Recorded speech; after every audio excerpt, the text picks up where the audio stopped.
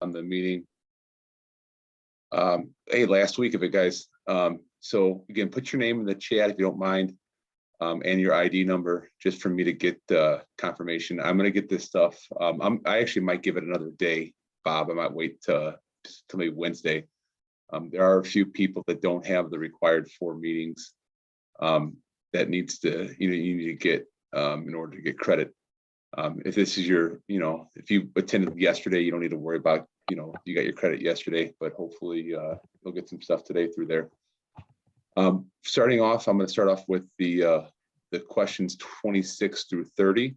So I'm going to go ahead and launch these. Just like we did last week, there's 5 questions at a time. I'll give us about maybe 2 minutes, 3 minutes to try and just kind of put into answers quickly. Just so we can review some of these questions we're going to have on the test. So if you want to answer these 5 questions that you're seeing up on the screen right now, and I'm going to stop it at the 3-minute mark so we can share these. And then I'm going to turn over to Bob Walters, who is today's presenter.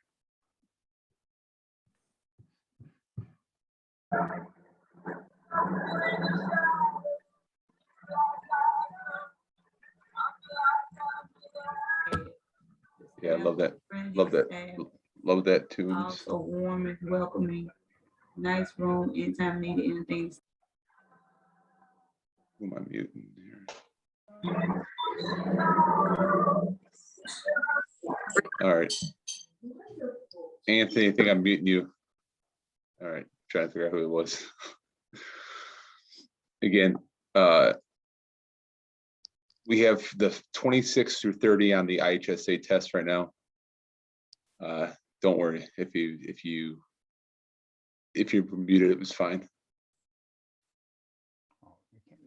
I have 5 of the 32 of us have answered questions 26 through 30. Again, we're gonna 1.5 minutes into it. I know some of us are joining a little late.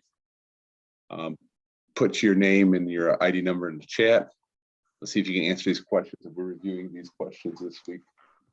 And I'll try to get to, I don't know if we're gonna get through all 50 of them. Unfortunately, we'll see what time allows us towards the end of today. But if we can get through at least 40 of them, you can double check your work if you need to. So I'm gonna give us 60 more seconds here. I'd like to get at least 60% participation rate. We're at 40% now. And,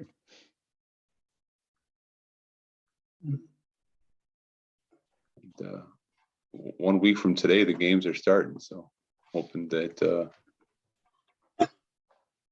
everybody's ready to rock and roll.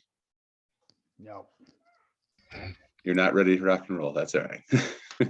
You'll be ready in a week.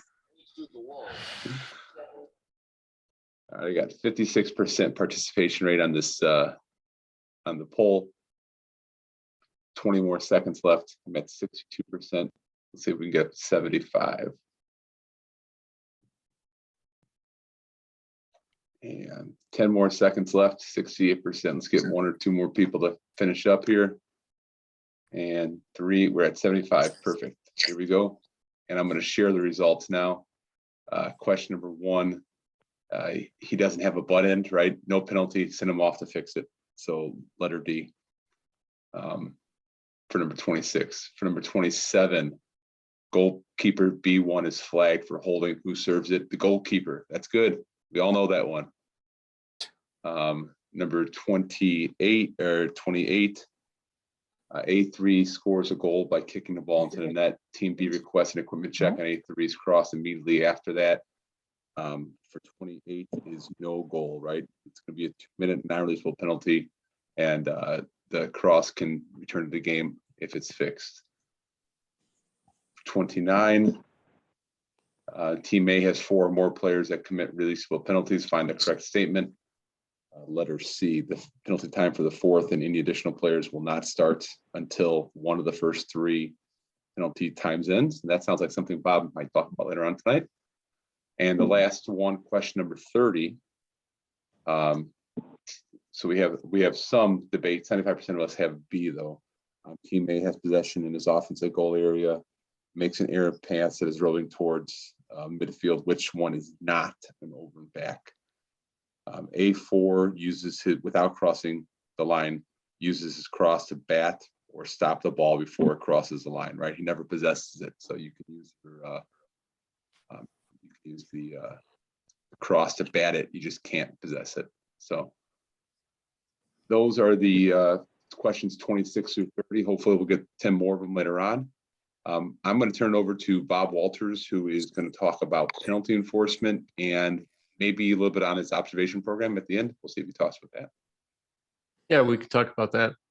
Let me make sure I get the right one shared this time.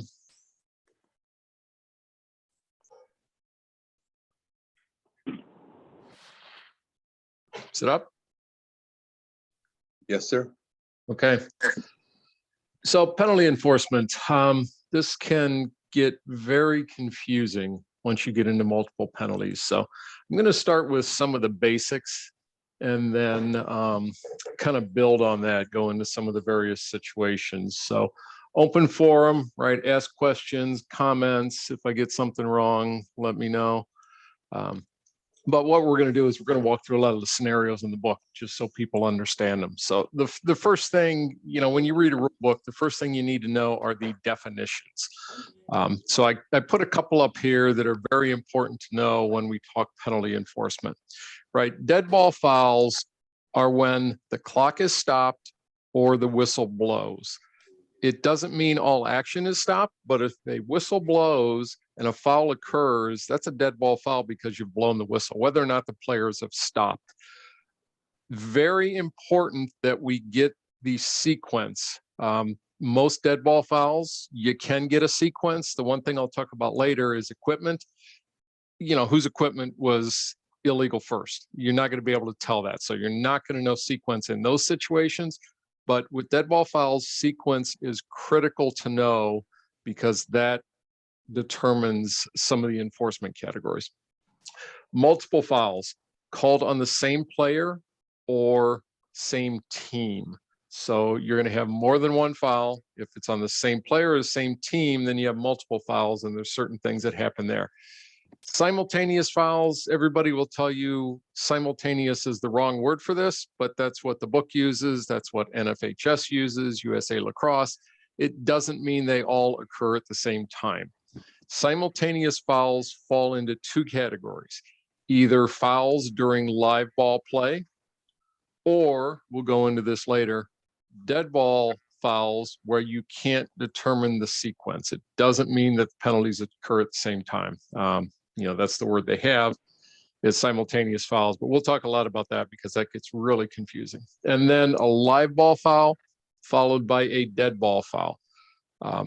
There's a lot to know on this one because restart, enforcement, everything has to do with this sequence. So we'll get into more of these, but just be aware of these definitions. I'm going to go back to the very basics of relaying and reporting fouls, right? I was going to put some polls up, but the first people you should tell about a foul are your partners. They need to know what you're calling. So once the whistle blows, or even if you throw a flag, you need to be yelling flag down. Let your partners know. Once play is stopped, then go ahead and communicate with your partners what it is you're going to call. Let the field know, right? The players may not even know if you have a foul on one team or the other. The second area you need to talk to are the table and the coaches. Let them know what's going on. And this is your typical C-note reporting, right? You're going to, the trail or whoever is reporting the foul is going to walk over, let the table know, let the coaches know. Very, very important that the table is clear on what you call. It's good practice to ask the table, you got that? Any questions? Are we good? If the table is confused, you can easily have a shit show going down the field. They start releasing people early or the wrong guys in the box.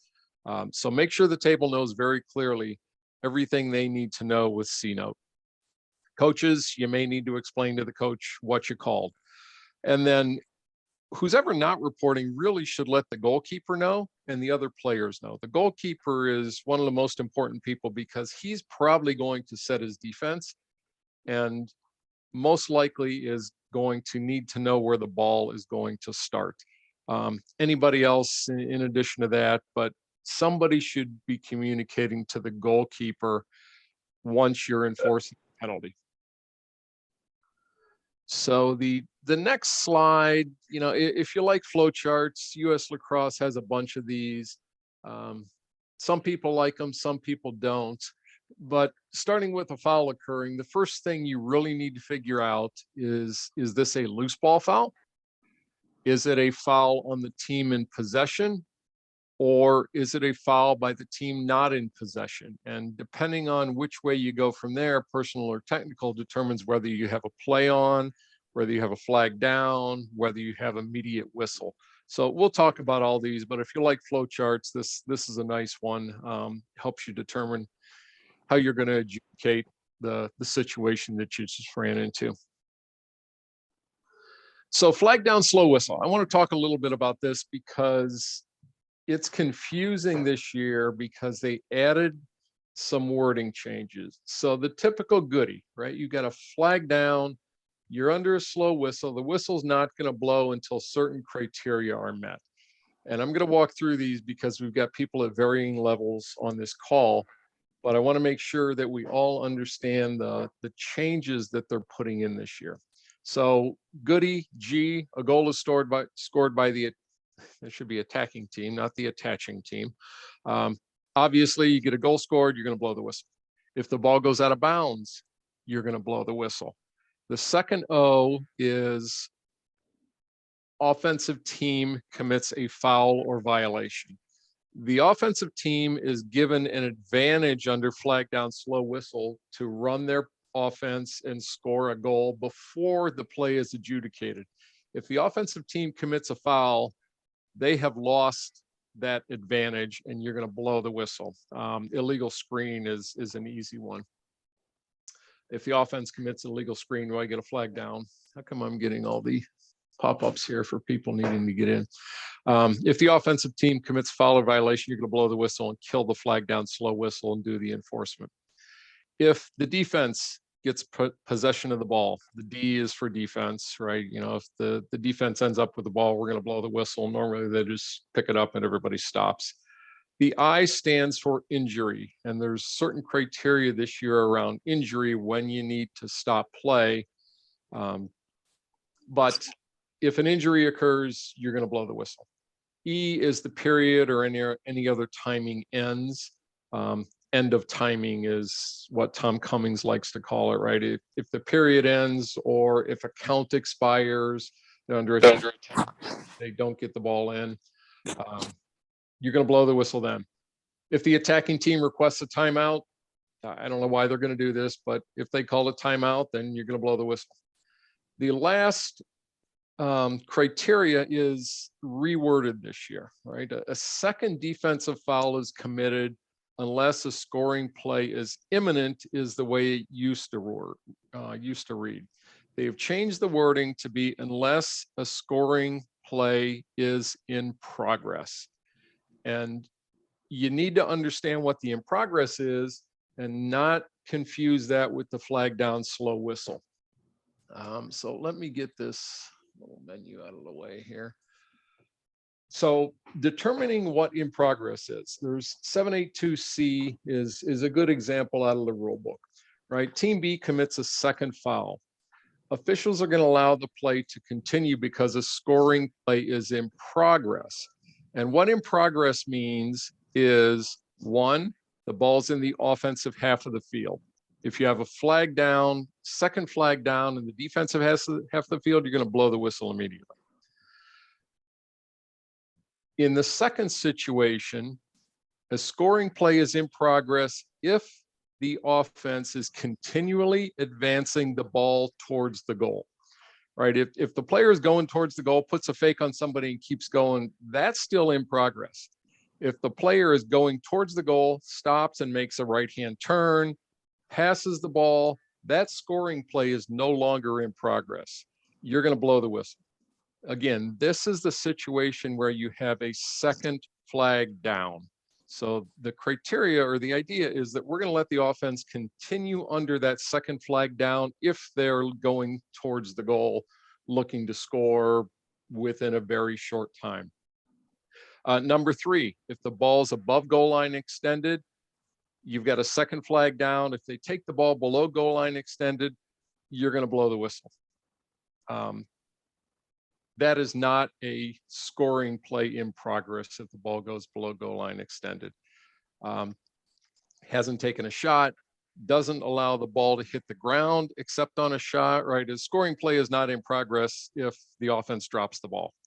Under a normal situation where you have one flag down, yeah, they can pick the ball up and continue going. If you have the second flag down and the offense drops the ball, you're going to blow the whistle. And then a situation has not occurred that would stop a slow whistle. So just everything else. Bob, just real ahead. quick, you've been highlighting it very well, but just remember, this is different than a slow whistle situation. So in a slow whistle, you can actually have multiple shots, but in a scoring play in progress, you only get one shot. Great. Okay, does that make sense? Yep, great point. Yeah. And again, this new criteria is only when you have the second flag down. So they just wanted to clarify the wording, but by clarifying the wording, we now have to define what in progress means. And 782C is a great example from the book on what a scoring play in progress means under that second flag down. So we good on this one? Any questions? Okay, I'm gonna now jump into restarts. So we blew restarts a bunch of times last year when I was out observing. So I wanna cover the proper place to do restarts. So I'm gonna start with 4.4-22. Article 1 says all restarts the game shall resume as quickly as possible and nearest to the spot of the ball when play is stopped. So easy example here, if these things will actually load.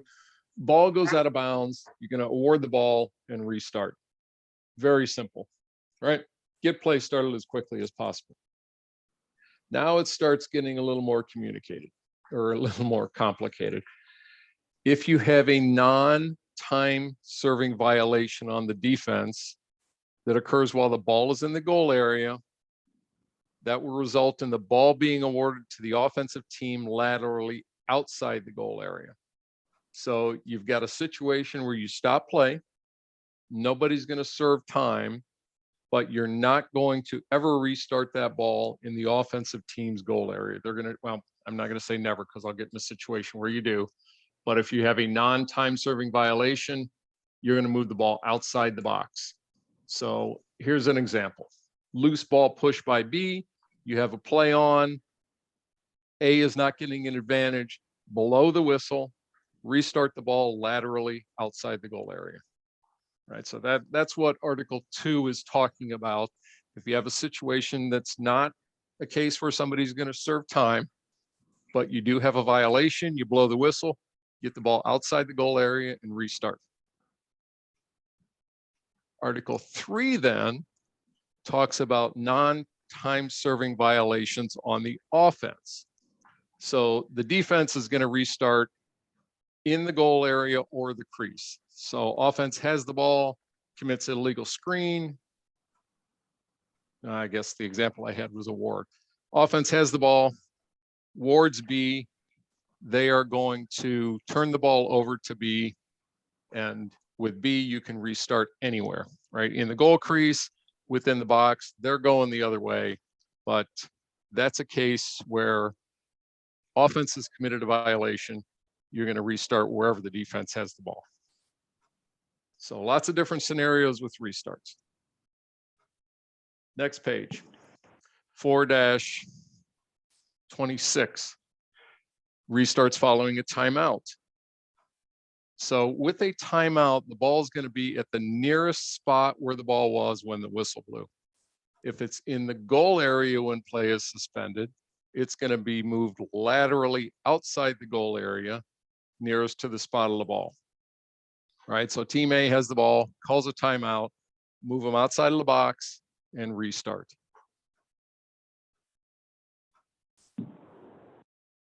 So this is the same wording, except there's one sentence after it that I left out in the first example. If the ball has crossed the end line and you have a timeout, then it's going to be restarted at that spot. So I tried to simplify it, right? If you've got a situation where a timeout's called, A has the ball, move them outside of the box and restart it. If a ball has crossed the end line and you have a timeout, you're going to restart at that spot, right? Ball goes out of bounds on the end line. Team A gets the ball. You had a shot. Ball goes out of bounds. Team A is awarded the ball. They then call a timeout during that dead ball. You're going to restart at the spot where the ball went out of bounds on the end line. So restarts are outside of the box unless it's crossed the end line in a timeout situation. Clear? Okay. Now we get into resuming play after a penalty. Right? We had regular play, we had timeouts, now we have a penalty.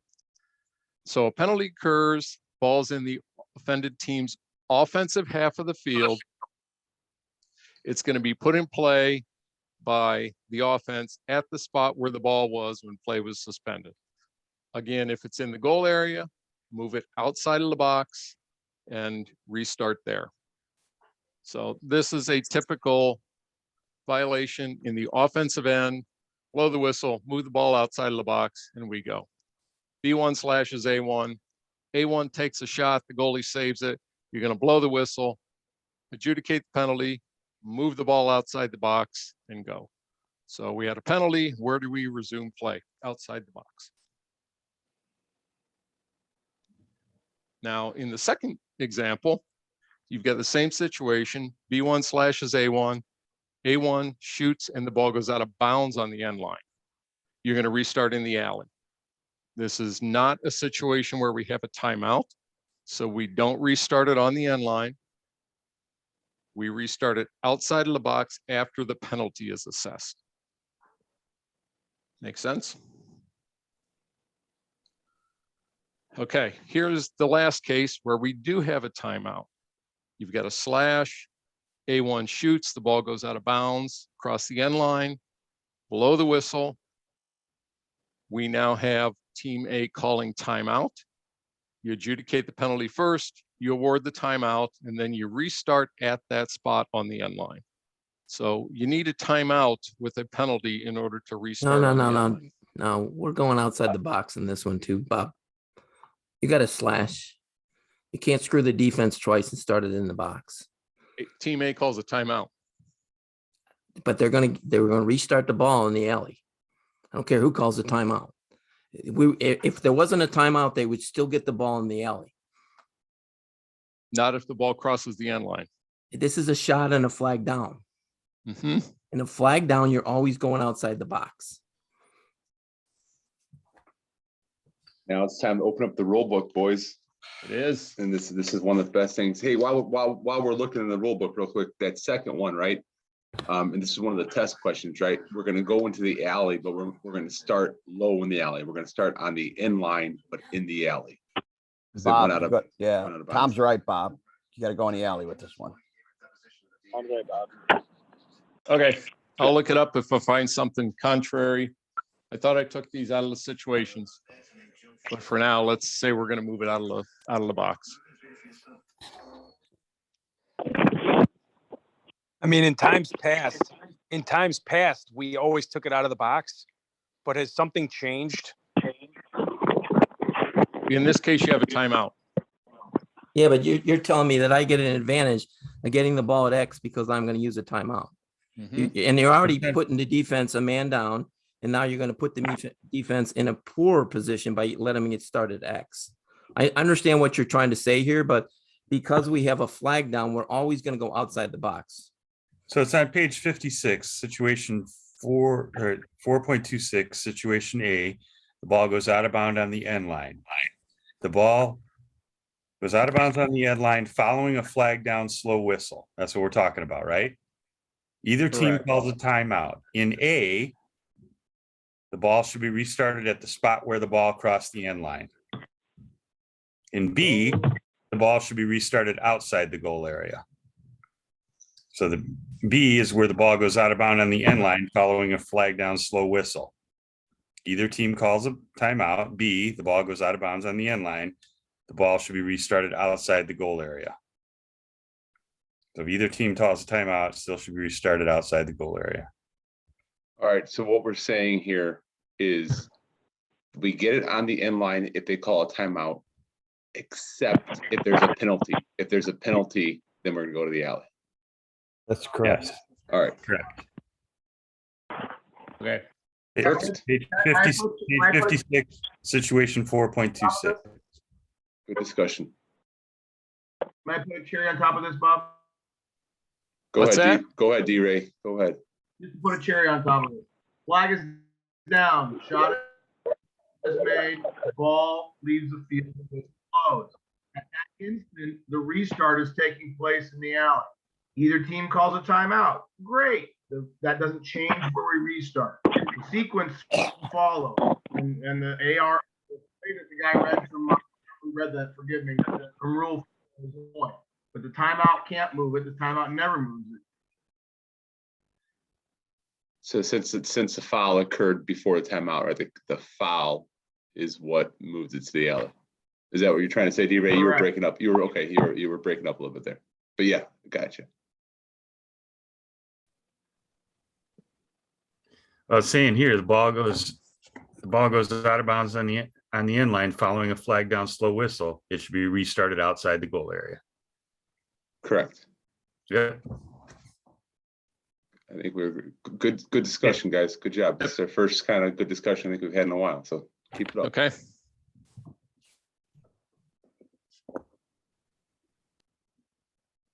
Okay, so we just talked through this.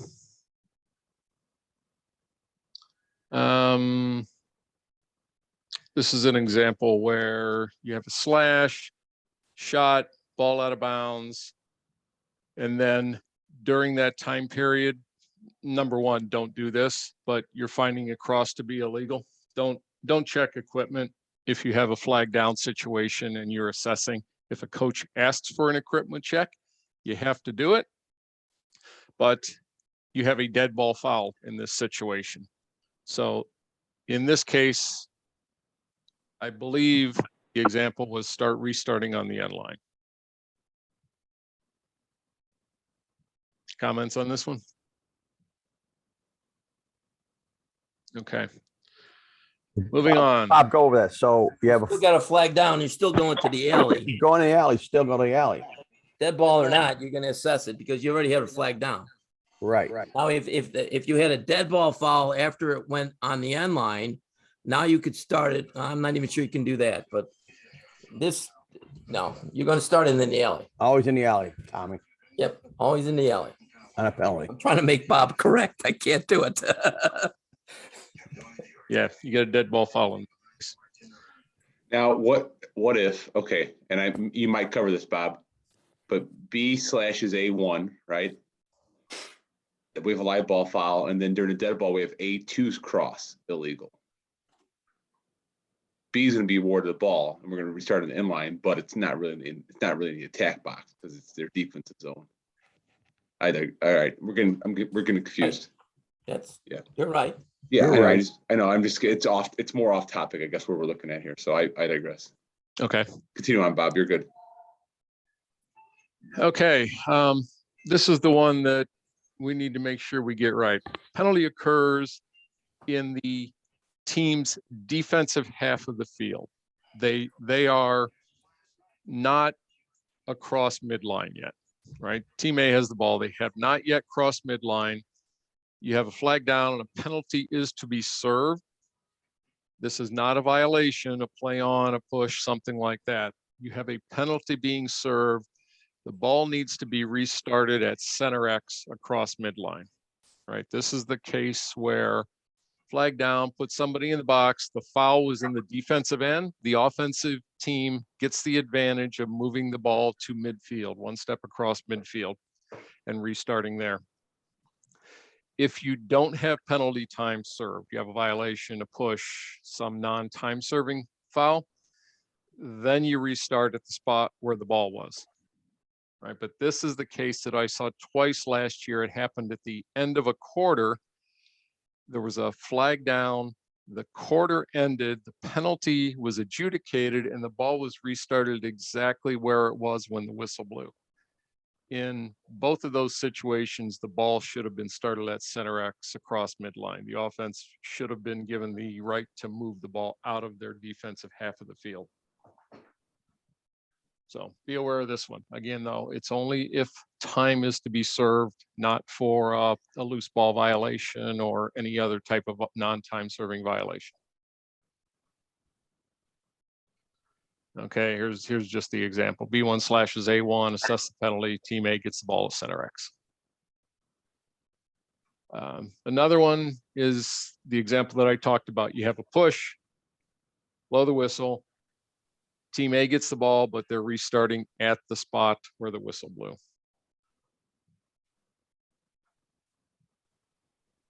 Now we get into the complicated part where we start talking simultaneous fouls.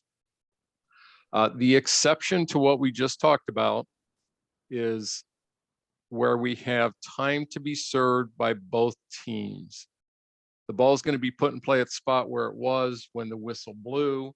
You're not going to give anybody a free clear in this case. A couple of axioms, Craig Peterson told me these years and years ago, and they're actually in the US lacrosse material. If you have live ball fouls, leave it. Restart where the ball was when you blew the whistle. If you have live ball, dead ball fouls, go to dead center, which means you're going a free clear. So you have a foul by team A and team B, leave the ball where it is. Unless, again, reverting back to your previous conversation about restarts, you're not going to give the ball to the offense in their attack box. Right? Yep. That's Good all. point. I mean, just to Yep, clarify. always. Yep. Good point. Always. Offense doesn't get started in the attack box unless it's that inline situation we talked about. If you have a live ball foul and then the next foul is a dead ball foul, you are going to give a free clear to the team getting it if it was in the defensive zone. Okay, dead ball fouls. Another situation that's easy to complicate and mess up. Dead ball fouls are enforced in the sequence in which they occur. Again, that's assuming you can tell when the foul occurred.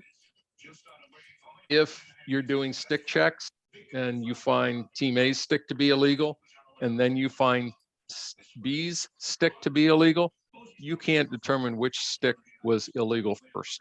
So in that case, you cannot sequence. But this gets important because dead ball fouls are going to determine who gets the ball based on the sequence. So this is a key rule. 7-2 is very important in terms of releasability of fouls. So if you have time serving penalties called on both teams from the time the flag is dropped or the whistle sounds stopping play until the whistle resuming play, meaning all that dead ball time in between, then the longest common penalty time between players is unreleasable. And basically what you're saying is if you're putting two people in the box at the same time and their penalty is starting on the same tick of the clock, they need to be in there until the shortest penalty expires. So here's an example. After the whistle blows, team A has the ball, the whistle blows, B1 slashes A1. This is a dead ball foul. A1 then retaliates and slashes B1. So you have two dead ball fouls. So both players are going to serve 1 minute penalties. Since A's foul occurred last, team B is going to get the ball in its offensive side of the field, and those penalties are going to be non-releasable. If you think about it, if you don't make them non-releasable, team B goes down and scores immediately, then A1 gets out of the box. B1 still is going to have to serve his penalty. So when we have these types of penalties starting on the same tick of the clock, the shortest penalty time is non-releasable. And I think I have the example coming up, but if you have a push and a slash or 30-second penalty, a 1-minute penalty, that 30 seconds, the shortest common time is going to be the non-releasable part, or the longest common time is the wording they use. Okay, so this is where it gets confusing.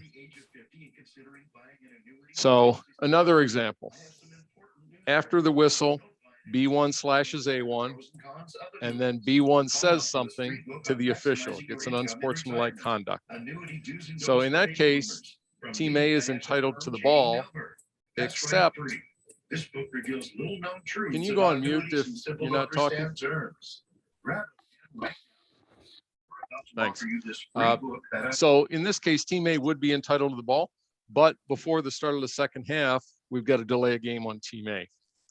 So what that does is puts B1 in the box for 2 1-minute penalties. The unsportsmanlike conduct, the non-releasable, is always served first. So B1's going to be in there for 1 minute, regardless of what happens after that. The Team A delay of game does nothing but give the ball to Team B, right? Team A is entitled to the ball because of the B penalty, but by Team A delaying the game, they're going to give the ball to B. So I've got a slide coming up. Actually, it's the next slide. Dead ball fouls, think of this as a switch. So a dead ball foul, if it's technical foul, is just going to give the ball to the other team. There's not going to be any penalty time served. It just flips the switch in terms of who gets the ball. So in this example they had here, it's the USA lacrosse slide, B1 slashes.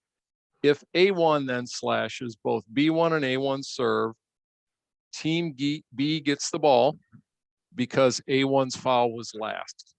Again, we're talking dead ball fouls. These are not live ball fouls. This situation doesn't apply for a live ball foul. If Team B slashes, A1 commits a conduct foul, B1 still has to serve for his slash, but A1 does not serve that conduct foul. Instead, since it's a technical foul, it gives the ball to Team A. So that's the adjudication of A's penalty. It gives the ball to B. So if we have technical fouls, we've got B1 with a conduct foul, A1 then delays the game. Nobody serves time, but B1's conduct would have given the ball to A. A1's foul then gives the ball back to B. So that's the flipping the switch, right? Dead ball foul, conduct on B1, A's going to get the ball. A then delays the game, flip it the other way, B gets the ball. No foul time is served. These are dead ball fouls, sequence matters. And then there's a nice pretty picture here that US Lacrosse has in that we talked about already. If you have live ball fouls, you're going to leave it, you're going to restart where it was, obviously outside the box. Dead ball fouls, you're going to start at dead center. Okay, let's get into the definition of simultaneous fouls. And again, it doesn't mean they happen at the same time. Simultaneous fouls are one of 2 types. They're always called on opposing teams during a live ball foul. If you have a foul on Team A and a foul on Team B during live ball, that is a simultaneous foul. Doesn't matter which order if it's live ball. The other situation for simultaneous fouls are a dead ball foul when you can't determine the sequence. Equipment is a good example. Sequence does matter for dead ball fouls. If you have a live ball foul and then a dead ball foul, that's not a simultaneous foul. So we got some examples coming up on that. Live ball foul. Team A and B are both offsides. They both cross at the same time. You can't determine who's there first. They're both offsides. That is a live ball simultaneous foul. In that case, what the rule book says is blow the whistle, put them back on sides, and continue play. Simultaneous foul. The next one is a case where you have a slash by Team B and then a slash by Team A. Those are both live ball fouls, right? The A slash is going to kill the play. You're going to blow the whistle, but you have simultaneous fouls because both fouls occurred during a live ball. And this gets into adjudication. Dead ball, when sequence can't be determined. The obvious example is a stick check. A2 and B2 both have illegal sticks. You don't know which one became illegal first. There's no way to tell. But just because you checked one stick before the other doesn't mean that that stick was illegal first. So sequence can't be determined. Dead ball fouls without a sequence fall under the category of simultaneous fouls, Rule 7-6. B1 slashes A1, you have a flag down. So you have a live ball foul. After the whistle, team A gets an unsportsmanlike conduct. This is the situation I said that's not simultaneous. You have a live ball foul followed by a dead ball foul. It's one of those definitions that we talked about at the beginning, but it's not a simultaneous foul because one is live ball, one is dead ball. And then there's an example right out of the book, 761G, where you have a technical foul by B1. And then during the dead ball play, team A commits 2 technical fouls, delay a game and conduct. This is the one that you're going to have to explain to the coaches. This doesn't fall under simultaneous fouls, right? One's a live ball, and then you have 2 dead ball fouls. So if we walk through this, B is going to, let me just follow the wording here. The ball is going to team A at the center, right? Team A is going to get the ball at the center X, and B1 is going to serve 30 seconds. If we then apply the delay of game, what that does is it flips the switch, takes the ball away from team A and gives it to team B at center X. That's the first technical foul by A. The second technical foul by A, you can't give the ball to team B twice, so that second technical foul has to serve. So this conduct foul, A is going to have to serve 30 seconds. B is also going to have to serve 30 seconds. Since those fouls will start on the same tick of the clock, they both become non-releasable. This is a situation you're gonna have to read a couple of times in the rule book, because this is a case where a technical foul actually has to serve time. And in most situations we run into, they don't have to serve time. So this is where simultaneous fouls can get confusing. Bob, let me add one real quick. Okay. So the team A and team B are both offsides. That's only if you cannot determine the sequence of when it happens. Yep. Okay, so just because we have both teams offsides doesn't automatically make us restart it, without anything. If we have A going offsides first and and then B goes offsides, we have a different situation. Yeah, and I would suggest you really be good and find the team that's offside first. If you see 2 guys standing over the center line, somebody most likely got there first. If it's going to be a very rare situation where you have both teams offside at the same time, maybe they both step on the line at the same time, very rare. You're better off finding the team that got there first and enforcing that.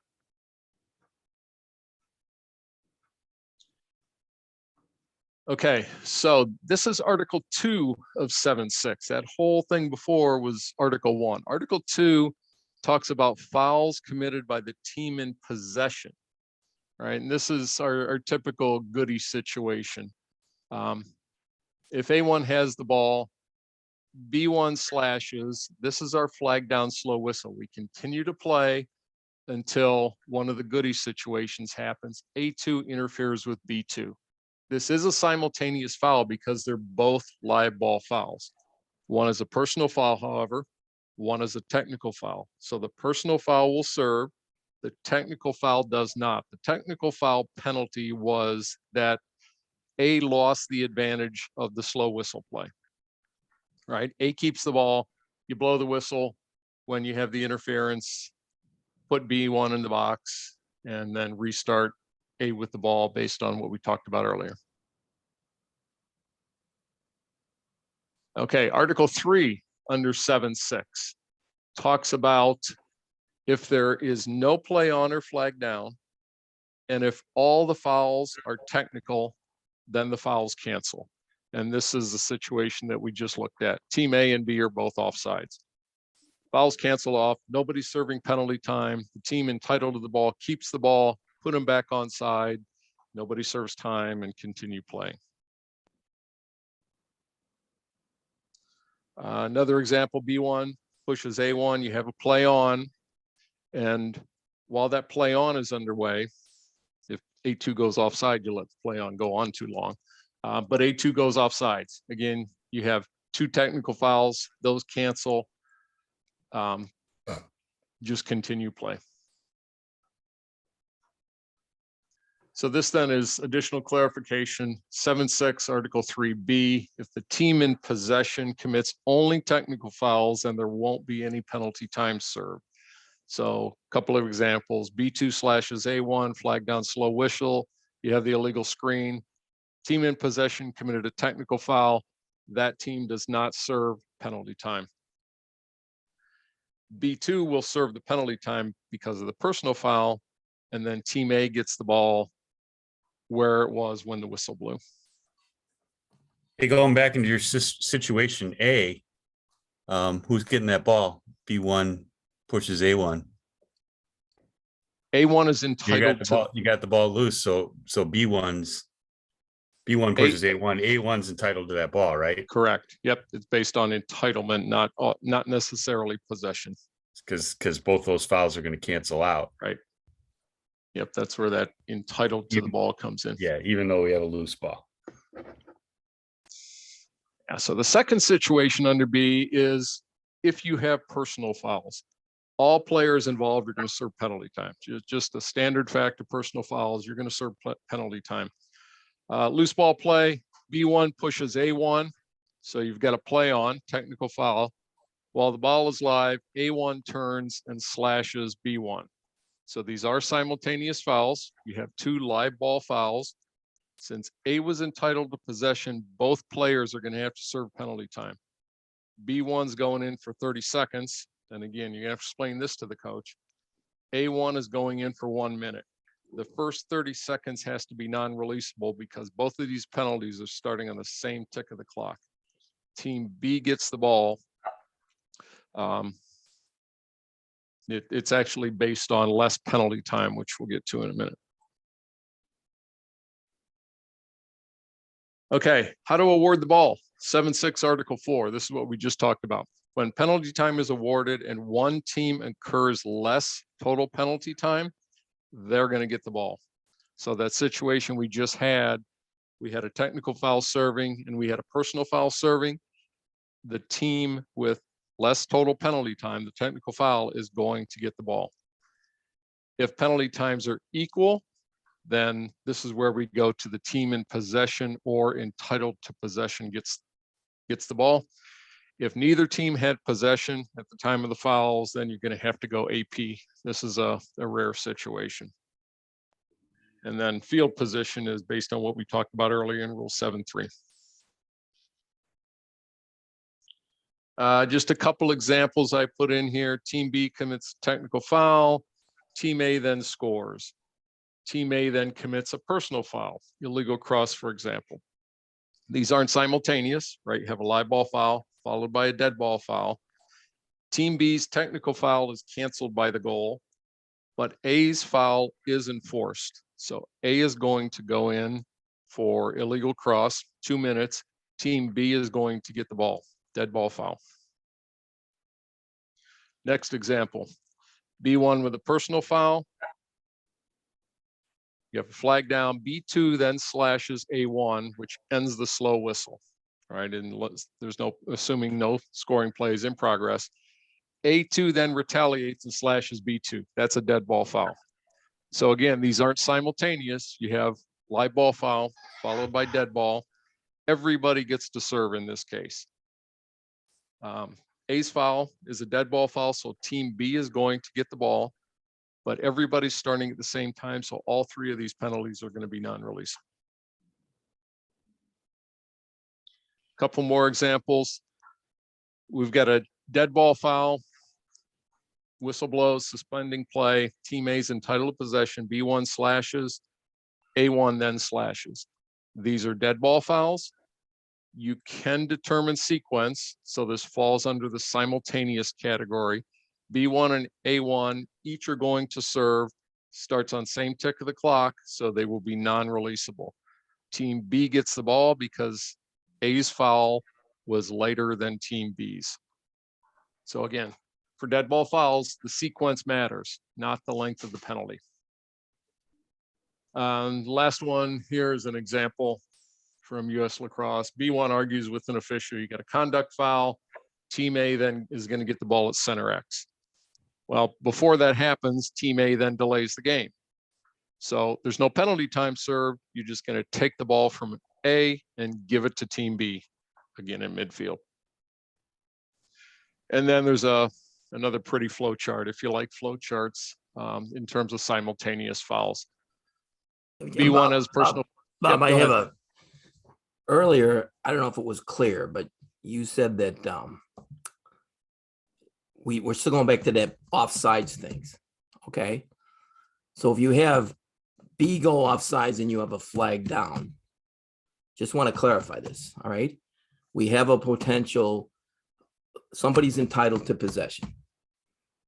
So if A then goes offsides for whatever reason, or they commit interference because they have the ball, B will still serve that offsides penalty. Correct. Okay. So I don't know if it was clear when you just said, I just noticed that it was A and B go off sides. Nobody's going to serve. Well, that's not true if there's a flag down. Right. Yep. Not good true point. because the flag is down, which entitles A to possession. So then A's subsequent foul will then not be penalized. Yep. Good Just to clarify clarification. that. Yep. Because very these are good. questions that are on the promotion exam. And I just want people to be clear of this. That's all. Excellent. Okay. You know, we have a loose ball push, all right, at midfield line. Okay, B pushes A and A goes off sides. Well, basically we have two technical fouls, one causing the other, and nobody's going to serve. Okay, so that's the kind of situation because there's no entitlement. Well, there is entitlement at that point. Okay, entitled possession will go to A because B pushed him from behind. Yep. Yeah, good clarification. Okay, just some axioms to remember. This US Lacrosse put these together. Players who start together stay together, right? If you start in the box at the same time, you're going to stay together until one of those penalties is expired. Shorter penalty time, 4 common times is the non-releasable. Team with the shorter penalty time will restart with the ball. Again, these are all only under simultaneous situations. If neither team had possession, then you're going to use AP. And when penalty time is equal, remember play on or flag down denotes possession. So once you determine what the adjudication is, that's going to help you determine who gets the ball. The last 2 slides I have, I just want to clarify this new terminology in 7.2 about stacked. There really isn't anything that has changed except the wording, but I want to make sure that people are very clear on this. This is a test question. We just talked about it, but the situation is that where you have more than 3 players serving penalty time. Maximum 3 players can be in the penalty area. The team is only playing 3 people down, but you essentially have 4 players that are not in the game. All right, so they introduced this term called stacked. Let me just get into this example. You have A1, A2, A3, and A4, all with 1 minute releasable penalties. So I don't know what situation this could be. You know, maybe you have a fight. I don't know if those are all going to be releasable, but this is a shit show if you get to it anyways. But you have 4 players, A1, 2, 3, and 4, all that have releasable penalties. 3 of them begin to serve their penalty time. The 4th one waits in the bench area The key thing is that Team A restarts with 7 players on the field, not 6. Right? There are only 3 people down on the field, even though 4 people have penalties assessed to them. This can be a confusing part. So if B scores a goal, the 3 players that are in the penalty box, A1, A2, A3, are released. A4 has not begun to serve his penalty time, so he must still serve that. So A1, 2, and 3 are going out of the box. A4 is going into the box. He is not going to be released just because Team B scored a goal, because he hasn't started his penalty time yet. The second situation, 7-2HB, is a case where Team B doesn't score a goal. Play continues. After 1 minute, the penalty expires. A1 and A2 can enter the field. A3, however, must go to the bench, and A4 then steps into the penalty box. Right, so A3's penalty is over, but Team A still must play 1 down because A4 is serving time. So in the first situation, we're only 3 players down, even though 4 penalties are assessed. In the second situation, a goal is not scored. Once time expires, 2 of those players can go to the field. The third one must exit to the bench while A4 steps in to serve his penalty time. And then regular substitution can happen, right? A3 can substitute into the game at any point. But I wanted to make sure people understood this, because this one can be confusing, although hopefully we don't have this situation. So those are the slides. Go ahead. Hey, Bob, thank you. Again, penalty enforcement, it is not the most, the funnest topic to try and present on, but it's one that we have to know. It's something that we really have to know and be well on penalty enforcement. So good job with that, Bob. Really quick question. If you have that where you have 4 people going in and the third person, are you designating that the third person, hey, when if no goal scored, you step out to the box? I would assume the kids would know that. You probably want to talk to that's going to probably be a time you're going to talk to the table personnel a second or 2 extra to make sure that, if there's no score, 2 players are released. The third player goes to his bench and that stack comes in there. That's a time you probably want to really slow down and make sure everybody knows what's going on. Okay. You agree, Bob? Yes, absolutely. Yeah, that's a situation where they may not know. Most of the people will probably have never been in that situation before. So you're going to have to help the coaches, the players, and obviously the table in terms of release.